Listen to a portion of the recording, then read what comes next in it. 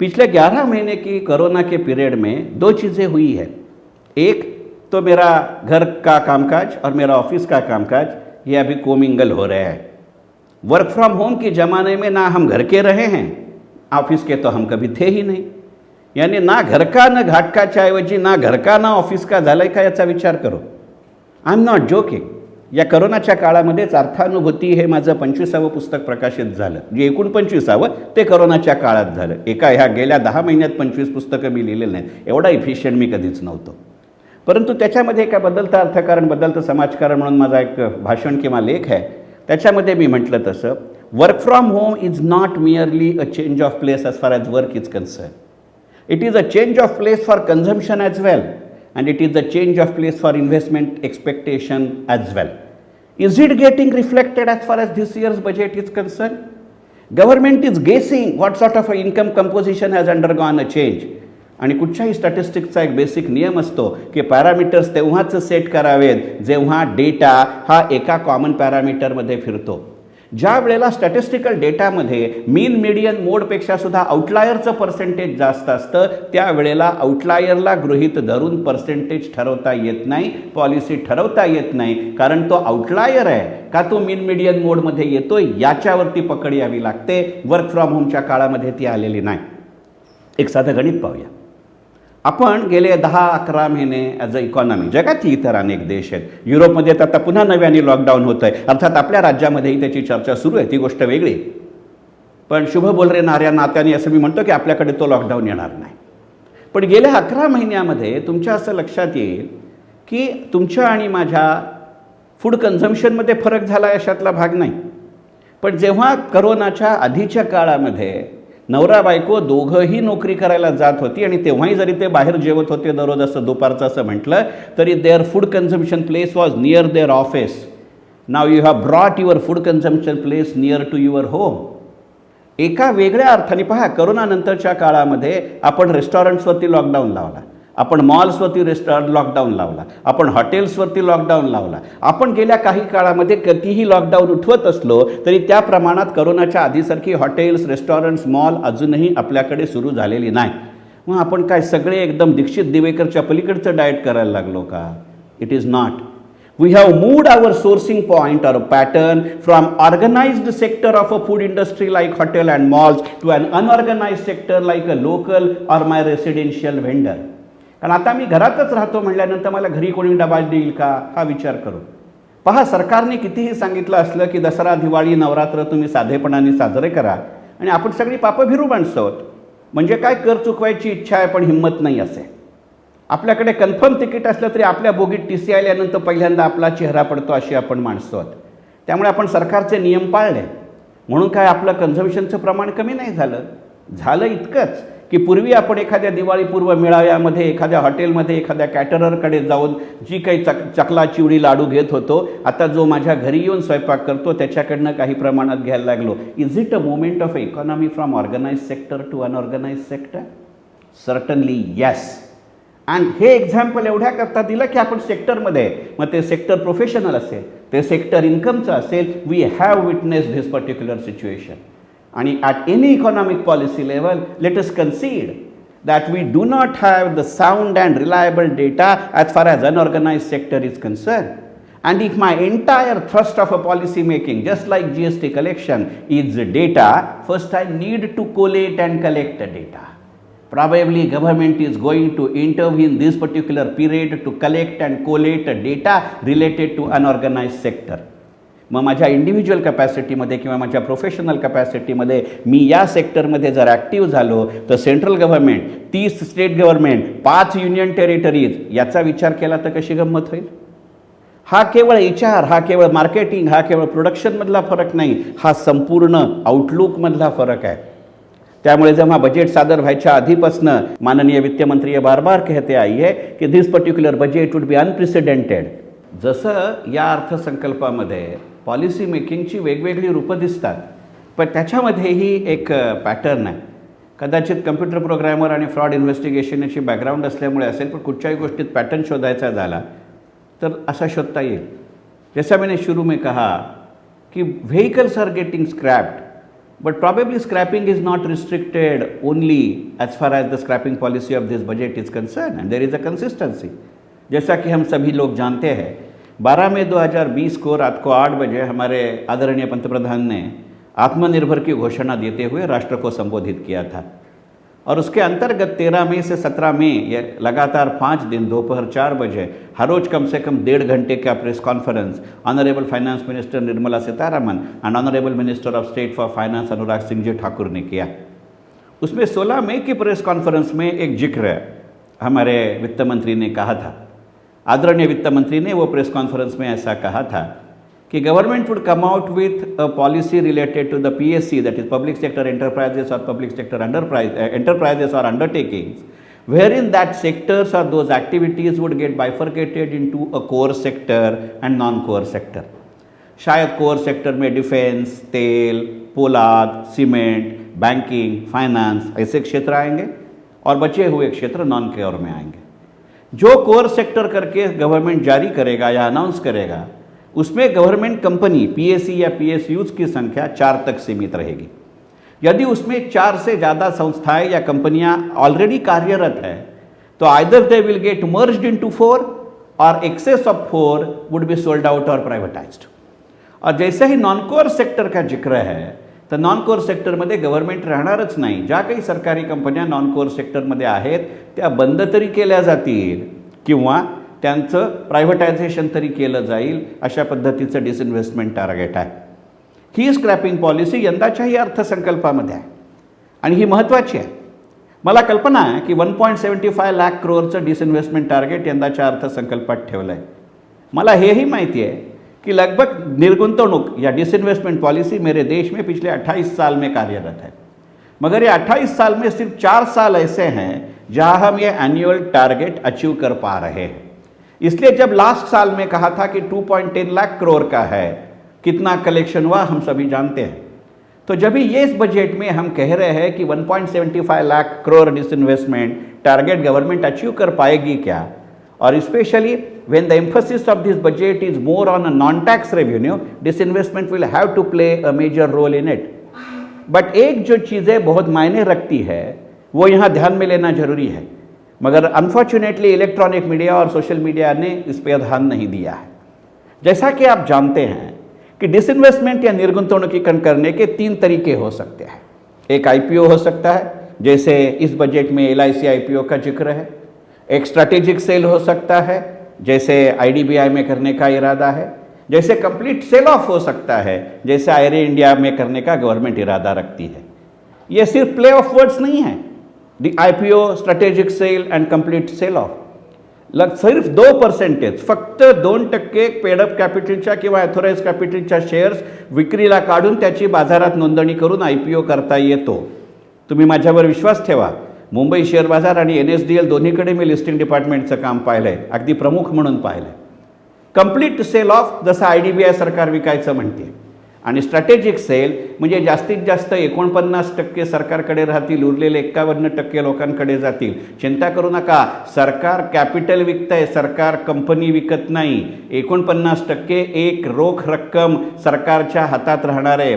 ह्याच्याबद्दल आरडाओरड करणाऱ्यांनी लक्षात घेतलं पाहिजे की अरे बाबा ती कंपनी आहे, तिथे 1 शेअर 1 व्होट असतं, 1 पर्सन 1 व्होट नाही। आणि अशा स्ट्रॅटेजिक सेलमध्ये गोल्डन व्होट नावाचाही आणि गोल्डन शेअर नावाचाही विषय असतो। सरकारने आम्ही ते वापरणार नाही असं कुठेही सांगितलेलं नाही। अशा गोष्टी सांगायच्या नसतात, करायच्या असतात, आणि हेच कोणत्या सरकारला सांगायला जावं अशी परिस्थिती नाही। म्हणजे आयुष्यात पहिल्यांदा गेल्या 28 वर्षात या 3ही गोष्टींचा आम्ही विचार करतोय हे लक्षात घेऊ। याला असलेली निगेटिव्ह बॅकग्राऊंड ही लक्षात घेतली पाहिजे। 2020 हे वर्ष असं आहे की ते करोनाने खाल्लं असं आपण म्हणतो, आणि ते एक मोठ्या प्रमाणावरती खरंही आहे। पण इथे एक गोष्ट आपल्याला लक्षात घ्यावी लागते की या 2020 या वर्षातच गेल्या अनेक वर्षात नव्हतं एवढे प्रायमरी मार्केटला चांगले दिवस आपल्या कंपनी देशांमध्ये होते। म्हणजे बाजारात आलेल्या कंपन्यांची संख्या या निकषावरतीही खरे होते, आणि त्यांनी प्रायमरी मार्केट किंवा प्राथमिक बाजारातनं उभ्या केलेल्या रकमेचं प्रमाण याही निकषावरती ते खरं आहे। 2020 या वर्षामध्ये 20,612 कोटी रुपये प्रायमरी मार्केटमधनं उभे राहिले आहेत। दुर्भाग्यवशात ये बहती गंगा में कोई भी सरकारी कंपनी अपने हाथ नहीं धो सकी, सिर्फ मजगांव डॉक का एक्सेप्शन है। और ये नंबर ध्यान में लेने लायक है। मेरे रिटायर होने के पहले के 10 साल मैं नेशनल पेंशन सिस्टम का नेशनल इंचार्ज करके काम कर चुका हूँ। मेरे ही करियर में, मेरे ही स्पैन में एनपीएस पूरी देश के हर एक स्टेट में और यूनियन टेरिटरी में इम्प्लीमेंट हुआ है, वो स्टेट हो या स्टेट ऑटोनमस बॉडीज हो। 30 states and 5 union territories taken together, we have more than 11,000 public sector enterprises in our country. As far as central government is concerned, there are more than 1,200 central autonomous bodies. So ये हजारों कंपनियों में से Mazagaon dock छोड़ के किसी एक company का एक share भी हम ये 20,612 करोड़ में नहीं बेच पाए हैं। If government tries to do even 2% of this, just imagine what would be the amount. Because हजारों कंपनियां multiplied by its authorised capital उसका 2% है, और government is utilising all the 3 resources. मैं गवर्नमेंट स्पोक्स पर्सन नहीं हूं, मगर बाजार नज़दीकियों से देख चुका हूं, और जितना लगाव और सहवास बढ़ते जाता है, जैसे हम बीबी को जानते हैं वैसे मैं शायद इकोनॉमी को जानने लगा हूं, कम से कम बजट को जानने लगा हूं। अब देखिए मैडम, लास्ट ईयर भी बजट स्पीच में अनाउंसमेंट थी कि government would come out with LIC IPO। आपने देखा होगा, और मैंने कहा था, इफ़ यू कैन रिकलेक्ट, कि वित्तीय वर्ष 2019-20 में यदि गवर्नमेंट LIC का एक भी शेयर बेच पाएगी तो मैं बजट एनालिसिस छोड़ दूंगा। ये वीडियो लेके मैं ये बार आपके सामने आ रहा हूँ, इसका मतलब स्पष्ट है कि शुरू होने वाले या शुरू रहने वाले वित्तीय वर्ष में गवर्नमेंट LIC का एक भी शेयर बेच नहीं पाई। ये क्रिटिसिज्म नहीं है, ये कंपैरिजन में आप जो इनिशियंग इकोनॉमिक ईयर है, इनिशियंग फाइनेंशियल ईयर है, दैट इज 2021-2022, उसका जिक्र करें। गवर्नमेंट ने अभी तक अनाउंस नहीं किया है, LIC ने अभी तक ये नहीं कहा है that how much percentage of that LIC IPO would be, but government has already announced that by this time LIC act would be amended. अभी तक एक्ट अमेंड नहीं हुआ है, मगर गव्हर्नमेंट और LIC ने पहिले ही कह दिया है की जेव्हा केव्हा आमचा IPO येईल त्याच्या 10% एक्झिस्टिंग LIC पॉलिसी होल्डर करता आम्ही शेअर रिझर्व ठेवू। मी कालच एका मार्केटिंग इन्स्टिट्यूटमध्ये बोलत होतो, म्हणलं this is a revised marketing technique, की भाई first you should recollect and assess where and how much you have to soften up the ruffled figures. कदाचित फार्मर्स ॲक्ट आपण राज्यसभेत लोकसभेत मान्य केला, पण तो इम्प्लिमेंट करू शकला नाही। दिल्लीच्या बॉर्डर बंद झाल्या, हायकोर्ट आणि सुप्रीम कोर्टाने निर्णय दिले, हे पुढच्याच ठेच मागचा शहाणा। यानुसार कृषी कायद्याच्या ठेचेनंतर LICने शिकलेलं शहाणपण आहे का? आपल्याला काय करायचं आहे? शहाणपण त्यांना येणार आहे, ठेच त्यांना लागणार आहे, आपलं काहीच नाही। पण आपण एक करू शकतो की नाही इन्व्हेस्टर म्हणून, कारण जे आत्ता हे भाषण ऐकतायत मला पूर्ण खात्री आहे तुम्ही कोणत्याही वयोगटातले असाल, तुम्ही कोणतेही भाषिक असाल, तरी आपल्याकडे निदान LICची एकतरी पॉलिसी आहे। आता जर LICला IPO आणायचा असेल प्रत्यक्षात, कारण गेल्या वर्षी LIC IPOची घोषणा झाली आणि LICने 55,000 कोटी रुपये बोनस आपल्याला दिला। आता तर प्रत्यक्ष त्याची कार्यवाही होती आहे, म्हणजे LIC तुम्हाला मला IPOच्या आधी किती बोनस देईल याचा विचार करू। मला कल्पना आहे की LICचा बोनस तुमच्या माझ्या बँक अकाउंटमध्ये जमा नाही होणार आहे, माझ्या LICच्या ॲक्युरेट बेनिफिटमध्ये जमा होणार आहे। अहो ताटात काय ना वाटीत काय मिळाला आहे की नाही, मग तो बोनस मिळाला आहे तेवढ्या रकमेचा तरी LIC IPOमध्ये मी वाटा घेऊ शकतो की नाही। इकडे पॉलिसी होल्डरच्याही कोट्यातनं अप्लाय करा, तिकडे जनरल पब्लिकमधनं घ्या। बजेटचा मनेशूचा अर्थ हा असतो, तो सरकार चुकलं कुठे करायचं काय ना, आपल्याला सरकार चालवायचं आहे, आपल्याला घर चालवण्याचा हक्क नाही, तर सरकार कसलं चालवत आहे? हे माझीही परिस्थिती आहे, म्हणून तर इथे भाषण करतोय, घरात रेकॉर्डिंग नाही करत आहे। But jokes apart, let us try to understand, is it what government is telling into? जैसा मैंने तो मेरे पेड लाइन बजट सेशन में और इन्वेस्टमेंट सेशन में मैं हमेशा कहता हूँ कि boss I like this investment policy end probably market is looking at it like this way. यदि नॉन कोर में यदि सबको बेचना है तो आज के दिन में गवर्नमेंट उसका पूरा जिम्मेदार है, पूरा मालिक है, तब भाई बेचने के पहले सबसे ज़्यादा डिविडेंड तो वो ले पाएगा कि नहीं?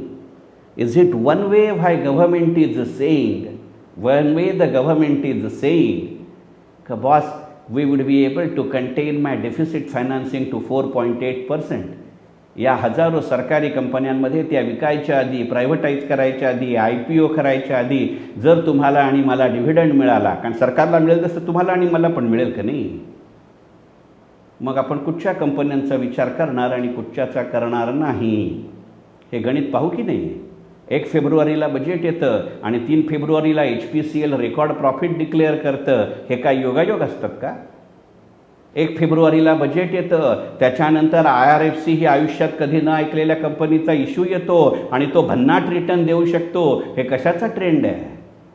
असले टेक्निकल ॲनालिसिस तुमच्या कुठच्याही हेड अँड शोल्डरमध्ये येत नाही. त्यासाठी हेड वापरावं लागतं आणि शोल्डर उपयोगात आणून फॉर्म भरावा लागतो. आपण ते करणार की नाही?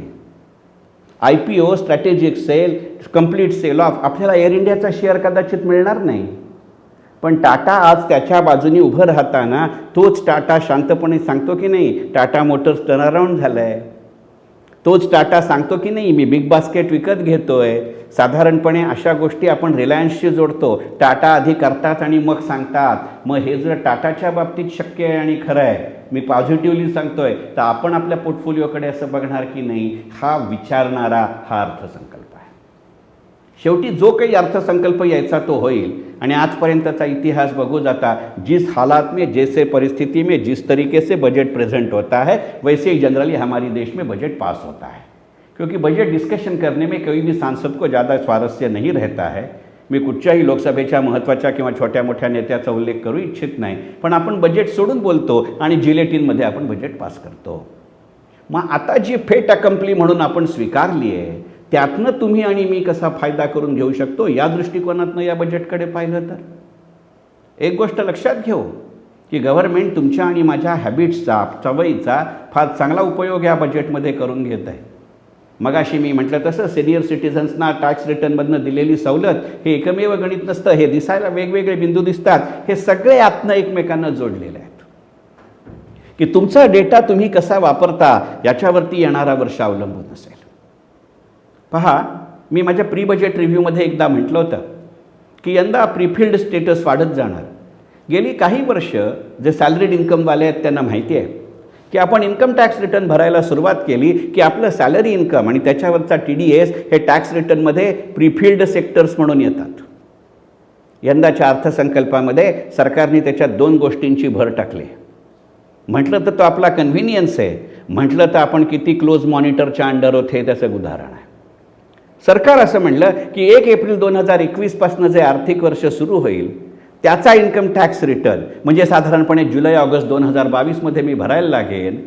त्यावेळेला मेरे सैलरी इनकम और मेरे TDS ये 2 फील्ड तो प्री फील्ड आएंगे ही, मगर उसके साथ साथ मेरा कैपिटल गेन रिलेटेड फील्ड भी प्री फील्ड आएगा. वो कैपिटल गेन भी हो सकता है, वो कैपिटल लॉस भी हो सकता है, वो शॉर्ट टर्म भी हो सकता है, वो लॉन्ग टर्म भी हो सकता है, वो म्यूचुअल फंड की ट्रांजैक्शन से भी हो सकता है, वो मेरे इक्विटी के ट्रांजैक्शंस भी हो सकता है. आपको पता चल रहा है, जैसे मैंने शुरू में कहा कि every stock exchange, every stock broker, every depository has to give the data for so many years. Government is easily going to calculate. तो बिग बॉस यही रियल इस्टेट में होने वाला है. तो जस्ट इमेजिन, ये एक जगह कहो तो मेरा काम हल्का करने वाली चीज़ है. यदि मैं दूसरी तरीके से यहाँ देखना चाहूँ, दैट क्लियरली शोज कि what sort of a wired and weird economy we are living into. सिर्फ इतना ही नहीं है, ये बजट में आगे चल के वित्त मंत्री ने जिक्र किया है, मेंशन किया है, आपको बता दिया है कि भाई 2021-22 के वित्तीय वर्ष में सिर्फ आपका कैपिटल गेन, सिर्फ आपका सैलरी इनकम, सिर्फ आपका TDS यही प्रीफिल्ड इनकम नहीं होने वाला. पिछले साल से equity dividend has become taxable at the hand of an investor. तो पिछले 2 साल के मेरे इनकम टैक्स रिटर्न, पिछला साल और ये करंट इकोनॉमिक ईयर, इसका इनकम टैक्स रिटर्न भरते हुए मुझे एज अ टैक्स रिटर्न पे ही एक स्टेटमेंट देना है, ये इक्विटी होल्डिंग है और ये इक्विटी डिविडेंड मिला है. तो शायद गवर्नमेंट ने इसका भी मॉनिटरिंग किया होगा कि मेरे DP स्टेटमेंट में आता है वही कंपनियों का जिक्र मैं यहाँ कर रहा हूँ ना. गवर्नमेंट के पास भी डेटा है कि उसमें से कौन से कंपनी ने वो साल में कितना डिविडेंड दिया है, क्योंकि कई कंपनी इंटरिम डिविडेंड भी देती है, कई कंपनी सिर्फ फाइनल डिविडेंड देती है, कई कंपनी स्पेशल डिविडेंड भी देती है. जैसे अभी मैजेस्को ने दिया, बाद में उस कंपनी का क्या हुआ वो बता अलग है. मगर एक शेयर में 971 रुपये मिल तो गया. तो गवर्नमेंट ने कहा भाई ये अच्छा सोर्स है, ये बजट में क्या है, डोंट वरी, 2021-22 के साल से आपका इक्विटी डिविडेंड भी मैं प्री फील्ड करके दूंगा. आज तो हम खुश हैं। मेरे जैसा गया गुजरा आदमी यदि वित्तीय मंत्री करे, खुदा खास्ता न बने, तो मैं कहूँगा कि बॉस आपको पता है नहीं, अगले साल में ये सिर्फ dividend taxable at your hand, as of date it is taxable according to the bracket to which you belong, tomorrow I will come out with a standard parameter, it's a meaning of relying on non tax revenue more than tax revenue. यह यदि चलते रहा तो जो वित्तीय सेवा में है और उनकी पूरी करियर इनकम टैक्स रिटर्न भरने में आया है, शायद अगले 2-3 साल में उनको कोई नया जॉब ढूंढना पड़ेगा। Because the day is not far of, government is giving you that signal कि बॉस आज सीनियर सिटीजन्स को एग्जाम किया है, कल वो 75 का 60 हो सकता है, बाद में 60 का 35 हो सकता है। वो बोलेंगे don't worry, the day is not far off, the government would say boss economic year और financial year has come to an end, I have your income details. So instead of I filing an income tax return, government would send me an intimation that thank you Mr. Tidak, according to us this is your income. You have deducted so much of your income tax. If you differ from any of this or if you don't differ, then this is the tax remaining to be paid. If you are able to say कि नहीं भाई ये मेरा इतना income नहीं है, give me a clarification in 48 hours. If you don't give, in next 48 hours you pay a tax. If you don't pay the tax, then I know your bank account, I will automatically debit it. इसमें दो तरीके या दो उद्देश्य या दो object सफल होते हैं। एक तो ट्रांसपेरेंट सिस्टम है, you are certifying that, so you can't deny, so no appellate, no tribunal. इसलिए वो आदमी कह रहा है इन पर्सन वेरिफिकेशन नहीं करेंगे, जरूरत ही नहीं रही तो सिस्टम क्यों रखो। और दूसरी चीज ये है, government is straight way telling big boss ये 1984 के जॉर्ज ऑरवेल जैसा है, द वर्ड में remain same, it depends how you are going to interpret. ये देखना जरूरी है। I am not criticising, but see the direction in which government और पॉलिसी इज हेडिंग। ये कह रहा है जो काम मशीन कर सकता है, जिसके लिए मैं जॉब कंट्रोल लैंग्वेज यूज कर सकता हूं, जिसके लिए मैं सॉफ्टवेयर डेवलप कर सकता हूं, that would be done by system. और जो काम सिर्फ आदमी कर सकता है, that I will leave it to you. जब मैं ऐसे बजट देखता हूं तो बार बार मुझे चार्ली चैपलिन जी का ग्रेट डिक्टेटर याद आता है, उसका लास्ट 17 मिनट्स का मोनोलॉग, जिसकी शुरुआत उन्होंने की है, machine does a work, machine is important, but more important is man behind machine. The question is how you are able to use a man, because if you don't use the man, machine starts using the man, whether economy is using a man. ये sociological comment नहीं है। After corona जिस तरीके से realignment हम देख रहे हैं, वो local होगी, वो ग्लोबल होगी, वो मिलिट्री होगी, वो स्ट्रैटेजी होगी, वो पॉलिटिकल होगी, वो इकोनॉमिक होगी, देखना जरूरी है। Because the person as a economic entity is undergoing a change in a post corona scenario, end it is not restricted that instead of working from office I am working from home. There is every likelihood, because many companies have already announced, corona हो या ना हो, corona सुधरे या ना सुधरे, मैं घर work from home I would continue. Many IT companies have announced, many financial services companies have announced. भाई हम माने या ना माने, ये वर्क फ्रॉम होम में लोगों के तनख्वाह शायद बंद नहीं हुई होगी, मगर उसका परसेंटेज आगे पीछे हो रहा है, वो मिलने की देय या तारीख, ड्यू डेट आगे पीछे हो रही है, and it is getting reflected in my consumption pattern as well. जब मार्च में मेरे देश में लॉकडाउन शुरू हुआ, पिछले अगस्त महीने तक तो पूरा लॉकडाउन था, मेरे घर में शायद मुझे घर बैठे बैठे सोसाइटी में नीचे उतर के मुझे मिल्क, वेजिटेबल, फ्रूट मिलते होंगे, मगर वो वेंडर ने तो कह दिया था big boss I know you very well, 1-2 दिन में जरूर दे दूंगा, but I will need a cash. ना मैं गूगल पे से लूँगा, ना मैं क्रेडिट कार्ड से लूँगा, ना मैं डेबिट कार्ड से लूँगा। ये नो कॉन्फिडेंस मोशन नहीं है, बट उसको ही खुद को मालूम नहीं था कि ऑर्डर का कंसिस्टेंसी क्या है, तो वो बेचारा सप्लाई की कंसिस्टेंसी कहाँ से रखेगा, क्योंकि जब वो मुझे सप्लाई करता है तो he is also demanding it from someone. So ये एंटायर चेन में cash is the easiest way. जैसे मैंने मेरे YouTube के वीडियो में कोरोना के बारे में मजाक से कहा था कि 2 साल में डिमोनेटाइजेशन का इम्पैक्ट आने में जितना यश नहीं मिला, उतना 6 महीने में 46% से मेरे कैश ट्रांजैक्शंस बढ़े हैं। Have you seen? That's why government is strengthening the system outside the budget. HDFC bank के सिस्टम सर्वर में प्रॉब्लम हुआ. For the first time reserve bank didn't impose a monetary penalty, but they say HDFC bank can continue with existing business of their credit card and electronic services, but they when they want to expand, before that they have to get their system certified. Monetary penalty नहीं है. HDFC bank जैसे मेरे वित्तीय सेवा क्षेत्र के एक important player के बारे में RBI ये एक्शन लेती है. आगे चल के वो कहती है RBI would institute and constitute a third party IT audit of HDFC bank. तो वो मैन बिहाइंड मशीन वाला आप देख लीजिए. Whether I will be able to implement this, ये बजट मायने रखता है. Whether I am able to skill set accordingly, ये मायने रखता है. क्योंकि कल उठ के मुझे मालूम नहीं that as an employee my cost to the company may remain same but my take home pay may differ. मैं मजाक नहीं कर रहा हूँ. देखिए भाई, जब हमारी सैलरी स्लिप देखते हैं उसमें नॉमेनक्लेचर है, बेसिक सैलरी है, DA है, HRA है, कन्वेंस अलाउंस है. If majority of the companies are saying that I am allowing you to work from home, तो भाई कॉस्ट कटिंग ऑपरेशंस पिक्चर में आएंगे ना. मेरे जैसा बदमाश आदमी HR का चीफ बन गया तो वो कह सकता है कि मेरे भाई मैं आपको, बहनें इंक्लूडेड, मेरे भाई मैं आपको कन्वेंस अलाउंस क्यों दूँ?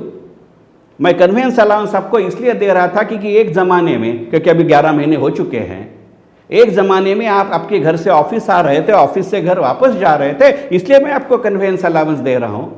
अब आप घर बैठे बैठे आपकी लैपटॉप से, आपकी सिस्टम से मेरे ऑफिस सर्वर को कनेक्ट हो रहे हो और आपके घर वाले लैपटॉप से मेरे ऑफिस वाले सर्वर में डेटा आगमन निर्गमन कर रहा है.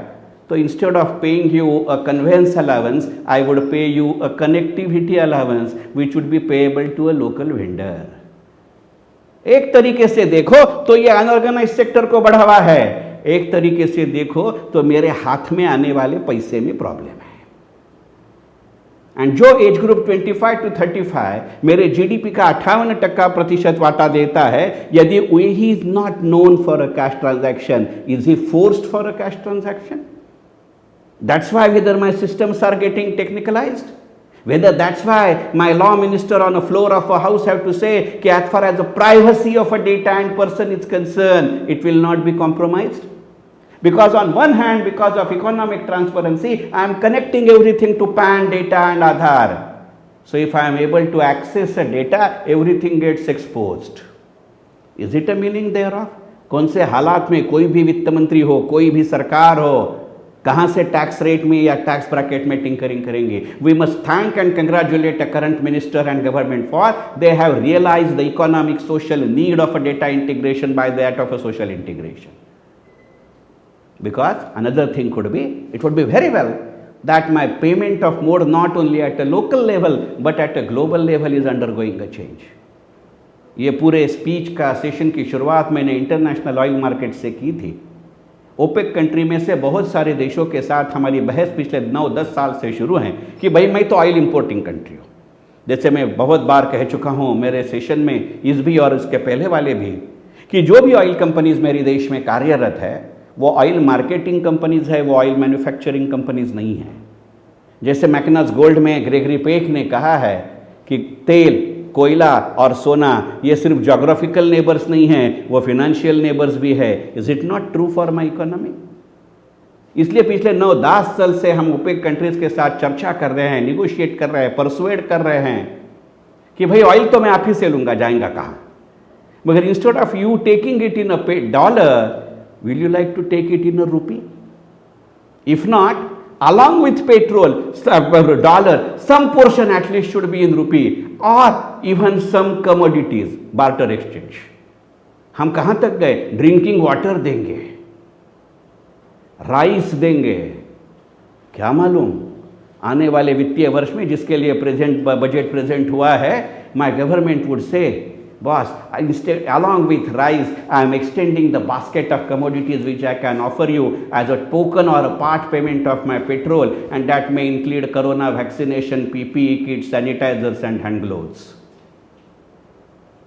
मजाक नहीं कर रहा हूँ, किसी की चेष्टा करने की चेष्टा भी नहीं कर रहा हूँ. Whatever I can sell, I can sell. Is it the indication government is giving कि boss, whatever you can best put forward, I will do it? इसीलिए एक जगह जब बैंक बेचने का जिक्र होता है, वही बारे में कहा जाता है कि बैंक शुड ऑल्सो बी रिकैपिटलाइज्ड। देखना जरूरी है। क्यों जिक्र हुआ आईडीबीआई बैंक का? बड़ा क्लासिक एग्जाम्पल है। आने वाले दिनों में मेरी इकोनॉमी किस तरीके से बिहेव करेगी, इसका यह एग्जाम्पल है। भाई हम सभी जानते हैं कि मर्जर एंड एक्विजिशंस, विलीनीकरण जब होता है तो बहुतांश बार एज अ थियरी छोटी संस्था बड़ी संस्था में विलीनित होती है या विलीनीकरण होता है। मगर आईडीबीआई एक अलग तरीका था। IDBI as a DFI was much bigger than IDBI as a bank, but IDBI, the bigger DFI, got merged in IDBI bank. Paradoxical है मगर सच है कि यही बजट में आईडीबीआई बेचने का जिक्र है और यही बजट में नया डीएफआई शुरू करने का जिक्र है। यानी जैसे पुराने जमाने में बिल गेट ने कहा था, long dead banking but long live banking, whether we are moving towards it, that nomenclature may remain same but its utilization will undergo a change. DFI जब शुरू ही, यूटीआई हो, आईडीबीआई हो, 80 की दशक में जिन्होंने अकाउंट्स फाइनेंस में करियर शुरू की है मेरे जैसी, हम जानते हैं वो जमाने में तो मेरे कंट्री में प्राइवेट इक्विटी नहीं थी, इक्विटी मार्केट नहीं था, वेंचर कैपिटल नहीं था, पैसा निधि उभा करना, खड़ा करना या fund raising was very easy. एक साला प्रोजेक्ट रिपोर्ट बनाओ, ये 3 में से किसी एक के पास जाओ, यदि एक भी कोई तुम्हारा लेटर अप्रूव करता है तो इमीडिएटली बाहर रख के उसके 2-4 सेट बनाओ और रिमेनिंग 2 के पास चले जाओ। IDBI, LIC, UTI garnered their equity stake in this manner and but LIC maneuvered it. I am not using the word manipulated, maneuvered it in a fantastic manner. इसलिए LIC आज नवरत्न के भी ऊपर है और IDBI, UTI एक अलग level पे है। 20,612 करोड़ में से बहुत सारे शेयर ने 2020 में प्राइमरी मार्केट के लिस्टिंग में मुझे गेन दिया। यूटीआई एसेट मैनेजमेंट, जिन्होंने भारतीय जनता को म्यूचुअल फंड की आदत डलवाई, उसका आईपीओ नहीं दे पा रहा। Is it an indication of a changing economic and financial scenario, and whether this budget is taking a cognizance of it? Yes, it is. So if government is changing, if budget mechanism is changing, whether my attitude towards my own personal finance is going to change or not? ये सवाल ये budget आपके घर में आके आपको पूछ रहा है। प्रॉब्लम ये है कि मैं जानता हूं ये सवाल पूछ रहा है, दुनिया को छोड़ो, मैं खुद को जवाब देने के लायक नहीं रहा हूं। Probably whether we would be able to strengthen ourselves like that is the point as far as this budget is concerned. And last but not the least, ये मार्केट के बाद मैं क्या करूं या बजट के बाद मैं क्या करूं, ये देखना जरूरी है। Because this is what the government is, this is what the budget is. One thing is very certain, that entire scenario will undergo a tremendous change, and we will have to concentrate much more on logistics, because we have realized how logistics play a huge role, huge role globally as well as locally. There is every likelihood, इसलिए मैंने कहा, और ये points के सामने आप मानोगे, at least few of you would agree with me, कि from -7 to +11 ये सिर्फ गवर्नमेंट के हाथ में नहीं है। ग्लोबल लेवल में मेरे लॉजिस्टिक्स चेंज हो रही है and they are getting forced और इनफोर्स्ड। देखिए ना साहब, कोरोना क्या सिर्फ मेरे देश में नहीं था, चाइना सहित सारे देश में था। तो जब अगस्त सितंबर में फ्रांस की सनोफी ने जिक्र किया, that was the first company, कि boss we are on verge of launching a corona related product, but 90% of my first batch I will export it to America. बघा ना, म्हणजे कंपनी फ्रान्सची, ती पाठवणार अमेरिकेला, त्याला ऑब्जेक्शन घेतलं जर्मनीने। ते म्हणले तुम्ही युरोपियन युनियनचे सभासद आहात, तुम्ही त्यांना कसं देता, आम्हाला द्या। हे जेव्हा झालं ना, तेव्हा माझ्या शाळकरी जीवनातला इतिहास आठवला। त्याला त्या परीक्षेत उत्तर देताना आठवलं असतं तर 2 मार्क मिळाले असते, आता काही उपयोग नाही तर आठवलं। भारताचं मुंबई भेट, पोर्तुगालच्या राजांनी इंग्लंडच्या राणीला भेट दिलं, तसलं गणित आहे की नाही? हे एक्स्ट्रापोलेटेड। त्या सनोफीने काय केलं काय नाही हा इतिहास आहे, पण तो आजचा विषय नाही। म्हात्रे सरांनी परत कधी बोलावलं तर वेगळं सेशन घेऊ, परंतु एवढं माझं कमर्शियल बजेटिंग मला पाहावं लागतं ना। बट कमिंग बॅक टू दिस, आपल्याकडं ग्लेनमार्कनं अनाऊन्स केलं का आम्ही कोरोना काढतो, शुक्रवारी संध्याकाळी केलं, सोमवारच्या सकाळचा थोडा वेळ वगळला तर ग्लेनमार्कचा बाजारभाव कोसळले, कारण ग्लेनमार्क लॉजिस्टिकली आपल्याला वस्तू देऊ शकत नाही हे भारतीय व्यापाऱ्यांना माहिती आहे। देशभरात तुम्ही करोना पेशंट म्हणून कुठच्याही ॲलोपॅथिक डॉक्टरकडे जा, तो तुम्हाला एक गोळी सांगतो, फॅबिफ्लू. पहिल्या दिवशी 4.5 गोळ्या, 8 किंवा 12 तासांनी दुसऱ्या 4.5 गोळ्या, आणि पुढच्या महिनाभर दिवसभरात 4 गोळ्या. म्हणजे एका माणसाला कमीत कमी 130 फॅबिफ्लूच्या गोळ्या लागतात. मला भारतातला एक करोना पेशंट आणून दाखवा की तो स्वतः केमिस्ट असला तरी त्याला एका वेळेला 13 स्ट्रिप मिळाल्या. तेच झिंकोविटचं आहे. साधं आम्ही करोना लस काढली सिरमनी, आमच्याकडं प्रश्न होता लोकांपर्यंत कसं पोचवू. सरकारला एकपर्यंत पर्याय सुचला, इलेक्शन कमिशनच्या लिस्टचा उपयोग करू का. कोणावरती ही टीका नाही, म्हणजे आपलं लॉजिस्टिक कुठं आहे हे पहा. म्हणजे पूर्वी आपण म्हणायचो की शिक्षण असेल, कृषीमाल असेल, वीज असेल, आपल्याकडे उत्पादन हा प्रश्न नाही, वितरण हा प्रश्न आहे. मग त्या लाईनीमध्ये आपण औषध उद्योग आणून उभा केला का. आणि या पार्श्वभूमीवरती ड्रग इंडस्ट्री नाही म्हणत, कारण त्याला पुन्हा वेगळा उद्योग अर्थ येतो, पण फार्मास्युटिकल इंडस्ट्रीची सुद्धा अपेक्षा होती की यंदाच्या अर्थसंकल्पात सरकार आम्हाला पुष्कळ काही देईल. उल्लेख पुष्कळ केला, कौतुकाने खूप करोना योद्धा म्हणले, त्यांना जरूर मोमेंटो दिले, पण बजेटने जरासुद्धा अलोकेशन वाढवलं नाही. कारण गव्हर्नमेंट म्हणलं, अरे माझ्या बापा, तुला लोकांचं नुकसान झालं असेल तरी फार्मास्युटिकल कंपनी म्हणून तुला यंदा सॉलिड इन्कम झालेला आहे, त्यामुळे प्रॉफिट आणि लिक्विडिटी दोन्ही दृष्टीने झालं आहे. आता तुझा जो वाढीव मिळालेला पैसा आहे तो ताळूवरचं लोणी खाण्यापेक्षा सुद्धा तुझ्या लॉजिस्टिक करता वापर. आज हे फार्मास्युटिकल कंपन्यांबद्दल झालं आहे, उद्या इतर सेक्टरमध्ये होईल का. म्हणजे जात्यात कोण आणि सुपात कोण असा प्रश्न तुम्हाला विचारणारं हे बजेट आहे का. मग असे जर एवढे सगळे पैलू असतील तर बजेटचा मनीषूचा अर्थ अत्यंत स्पष्ट आहे की या सगळ्या गोष्टी करत असताना जर सरकारी बजेट अशा पद्धतीने होतं तर तुमचं आणि माझं इंडिव्हिज्युअल बजेट मी पाहणार का.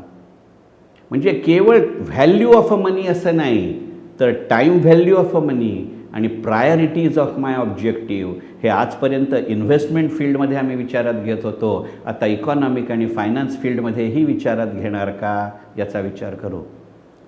कारण डिमांड बदलत नाही, या डिमांड कमी जास्त होते असं नाही प्रत्येक वेळेला, त्याचं स्वरूप बदलतं.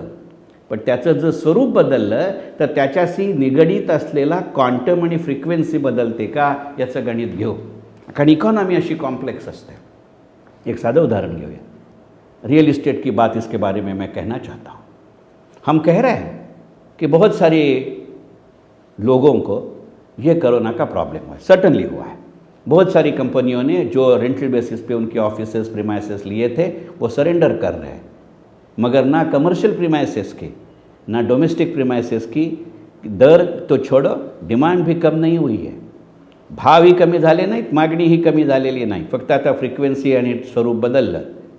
आता पूर्वीची लोक कंपन्या म्हणायला लागले की owned premises are much better than lease premises, त्यामुळे आत्ता लोक ऑफिसला परत येईस्तोवर मी रेंटल प्रिमायसेस सरेंडर करतो. प्रॉबेबली अशाने भाव कमी झाले की या कमी झालेल्या भावाने जसजशी लोक ऑफिसला परत येतील तसे टप्प्याटप्प्याने हीच मंडळी पुन्हा त्याच प्रॉपर्टीज विकत घेतील, अशी रिअल इस्टेटची गोष्ट आहे. तुम्ही आणि मी ज्या ॲडिशनल प्रॉपर्टीज घेऊन बसलो होतो त्या आता रेंटल बेसिसवरती देता येतील का याचा विचार करू. कारण वर्क फ्रॉम होमच्या काळामध्ये लोकांच्या असं लक्षात आलं आहे की हा जर सिनेरिओ चालू राहणार असेल तर मोठाल्या शहरामध्ये वाढीव किमतीने जागा घेण्यापेक्षा त्या असलेल्या विकून टाकाव्यात आणि टायर 2 टायर 3 सिटीकडे जाऊन मोठी जागा वेळ आली तर भाड्याने घ्यावी. म्हणजे मागणी तेवढीच राहते, त्याचं कंपोजिशन बदलतं आहे. कारण एक रकमी घराच्या खरेदीमध्ये पैसे घालण्यापेक्षा दर महिन्याच्या माझ्या उत्पन्नानुसार भाडं देत जाईल. ह्याच्याकरता माझ्या लहानपणी आम्ही तासाच्या बोलीवर सायकल घ्यायचो, तसं तासाच्या बोलीवरती आता आपण वर्कस्टेशन्स घेतो आहे. माझा राग नाही, पण यातनं होणारं कंपोजिशन आपण लक्षात घेऊ. मग ज्या वेळेला माझा टेक होम पे कमी जास्त होतो आहे, माझं उत्पन्न प्रमाण नसेल पण फ्रिक्वेन्सी आणि शेड्यूल बदलतं आहे, त्यानुसार माझी गणितं बदलत राहतील का याचा विचार करू. एक साधं उदाहरण देतो. अनेक वर्ष आम्ही म्युच्युअल फंडमध्ये SIPचा विचार केला, आम्ही कधीही SWPचा विचार केलेला नाही. पण आता जसं LIC पॉलिसीचं गणित माझ्या पिढीच्या नंतरच्या पिढीने बदललं, माझी पिढी LICची 5,000 रुपयाची 20 वर्षाची पॉलिसी घ्यायची, तो जमाना संपला. 25 ते 35 वयोगटातली मुलं छानपणं सांगतात, मला PLI मिळाला आहे, एक रकमी 2 लाख रुपये मी तुम्हाला देतो, पुढच्या महिन्यापासून इन्कम देणार. Whether I am going to do that. आता मी रिटायर होतो, मी एक रकमी तुला आत्ता 2 लाख रुपये, 5 लाख रुपये, 20 लाख रुपये, मोठी रक्कम नाही हो म्हणता येत. पक्का मध्यमवर्गीय मराठी माणूस आहे. मग निदान 8% दराने तू मला SWP देशील. पुन्हा ह्याच्यामध्ये कसा बदल होतो पहा. का IDBI UTIच्या पुढे गेली LIC, आणि का सरकारला आज LIC विकावी लागते? कारण त्याच्या एवढी गोल्ड माईन दुसरी कुठची नाही. जी LIC चंद्रशेखर टिळकच्या पिढीला, ज्याचं वय वर्ष 61 आहे, याला 5,000 रुपयाची 20 वर्षाची पॉलिसी देत होती, तीच आता चंद्रशेखर टिळकच्या मुलाला सांगते, चिंता करू नको, आत्ता एक रकमी 2 लाख रुपये दे जीवन अक्षयमध्ये, या महिन्यापासून तुला मी पेन्शन देतो. माझी जनरेशन म्हणली, अरे आत्ता नोकरीत असताना मंथली पेन्शन घेतलं तर माझ्या ॲन्युअल इन्कम टॅक्समध्ये ॲड होईल. माझ्या मुलाची जनरेशन म्हणली, येडे का खुले, 100% इन्कम टॅक्स थोडीच आहे, ते पैसे इथे घेतो, 30% टॅक्स देतो, उरलेले 70% मी इकडे वापरतो. मग आता हे वाढतं आहे म्हटल्यानंतर तीच LIC शांतपणाने म्हणली, ताबडतोब पॉलिसी हवी असेल तर 0.5% व्याजदर कमी, आणि तुम्ही 1 वर्ष थांबायला तयार असाल तर 0.5% जास्त. आता 1 वर्षाच्या लॉक इन पिरियडवरती 0.5% काय भावानं LICला पडला, जेव्हा मार्केट 46,000वरनं 52,000वरती जात असतं. म्हणजे माझ्या आईच्या पिढीने सोनाराकडनं भिशी घेताना 12व्या महिन्याची जी गणितं मांडली, ती आपण आता आपल्या इकॉनॉमीमध्ये मांडतोय का, याचा विचार करू. That clearly shows that not only value, the time value of money matters. आणि एक्झॅक्टली हे सांगणारा हा अर्थसंकल्प आहे. ह्या भाषा, या भावना तुमच्यापर्यंत सगळ्यांपर्यंत पोचाव्यात म्हणून मी आणि आयोजक आमचा प्रयत्न असा होता की या 3 भाषांमध्ये मी स्विच करत बोलत राहावं, कारण मराठीमध्ये आणि मुंबईमध्ये आपल्याला त्याची सवय आहे. I hope I was able to convey what I wanted to see. Now I and my organiser are eagerly waiting for your free and frank feedback, with an expectation that we will get many more opportunities to interact in this manner in the months, days and years to come. Thank you very much.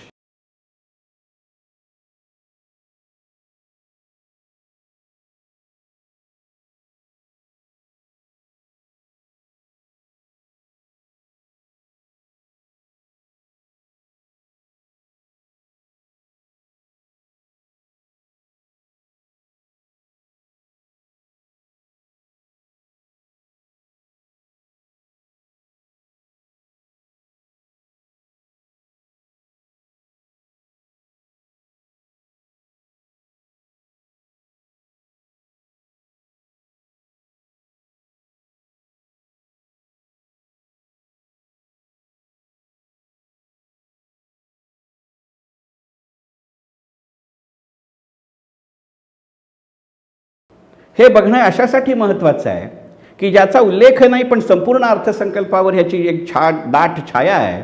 असा मुद्दा म्हणजे